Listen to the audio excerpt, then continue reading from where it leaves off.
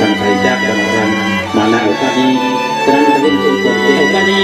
ข้าพเจ้าขอเรียนเชิญมาท่านพร้อมกันยกโจกโดยคนที่จะเป็นให้กับตัวคุณมาดองคุณเชิญฮักเจ้าสุดหัวใจ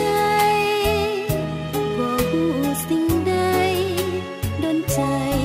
ฮักเจ้า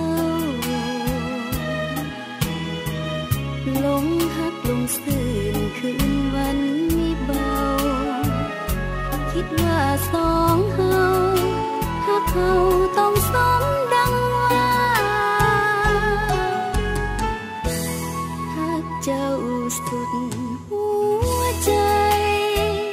แทบทนบ่ไหวมีวายคันหนึ่งฮักเจ้าสงสารไอ้นิ่งควรสิว่าสุดปรารถนาไอ้มาห่วงเฮียงเคียงสองฟ้าอยู่สูงสูงสุดสาย